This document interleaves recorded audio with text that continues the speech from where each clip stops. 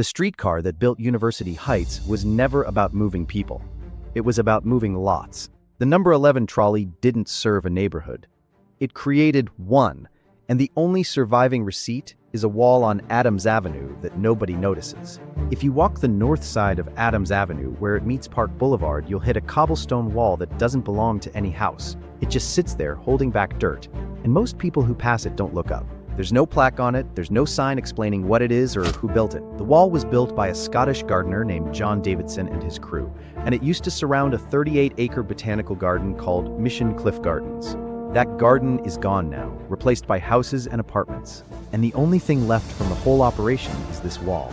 A transit company paid for that wall, and the reason it exists tells you exactly what the number 11 trolley was actually selling.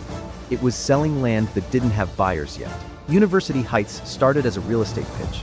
In 1887, a group called the College Hill Land Association bought up land on the mesa overlooking Mission Valley. And they had a plan. They wanted to build a university. The University of Southern California actually considered opening a second branch in San Diego, and the developers offered 16 acres to make it happen. They even named the place University Heights to close the deal. The College Hill Land Association backed up the pitch with a $2 million promise that the neighborhood would host a real university campus, but the college never came. On August 6, 1888, a document called Subdivision Map number 558 was filed with the county recorder, and that piece of paper officially created the neighborhood. At that point, the college promise was still alive. The great boom that had been driving San Diego real estate didn't implode until 1889. And when it did, the money dried up fast.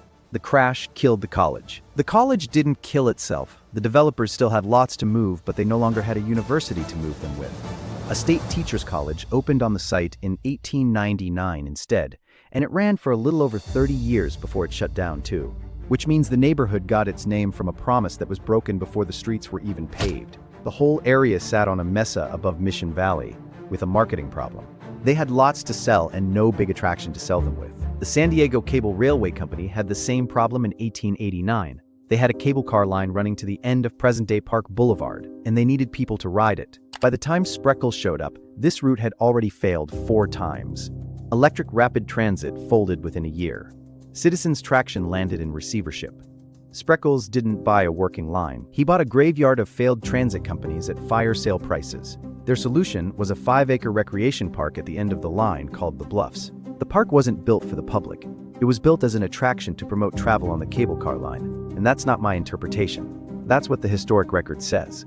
The Bluffs had a pavilion and some terraced paths. But the depression of the early 1890s hit hard, and the cable railway went bankrupt in 1892. John D. Spreckels bought the route in 1898 through his San Diego Electric Railway Company, and he got the park too. At the time, it had 7 palm trees and a large pavilion sitting on mostly empty dirt. Spreckels didn't want another amusement park. He wanted a quiet, beautiful spot where San Diegans would spend their Sunday afternoons, because the whole point was getting them onto his streetcar. In 1902, he hired John Davidson, the Scottish gardener, and told him to make the place bloom. Davidson took charge, and improvements came fast. Davidson laid out plans, planted trees, embedded paths, and built the stone wall along Adams Avenue with his own crew.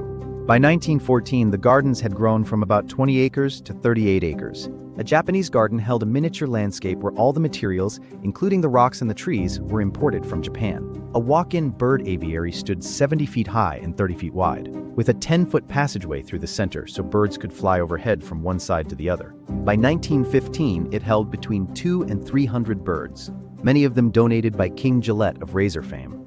None of this made money on its own. The gardens were open free to the public. And the reason was simple.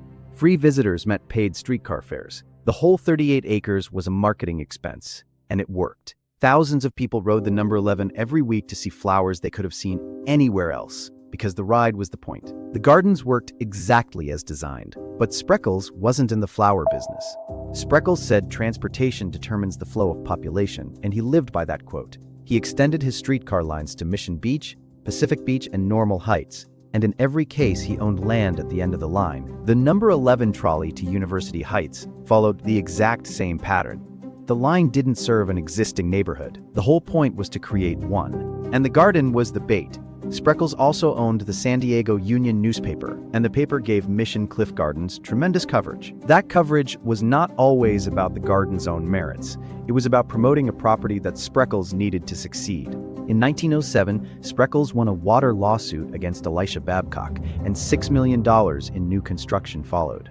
University Heights didn't fill in when the trolley showed up. It filled in once Spreckels controlled the water. The University Heights Syndicate formed in 1902. The same year, Davidson started planting, specifically to build housing along the new trolley extension. Their first subdivision was Valle Vista Terrace, luxury homes on Panorama Drive with views down into the valley. That's the clearest evidence that the trolley extension was timed to a real estate play, not a transit need. The garden was free advertising, paid for by the transit company, reported on by the newspaper, all to move dirt on the mesa.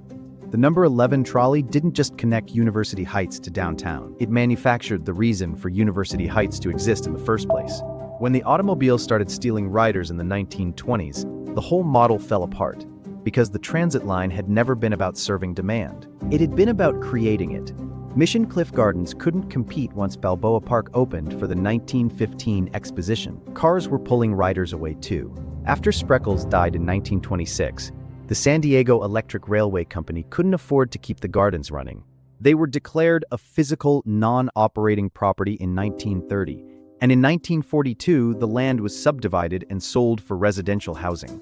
Workers demolished the pavilion and the aviary. The Japanese garden and the ostrich farm were gone.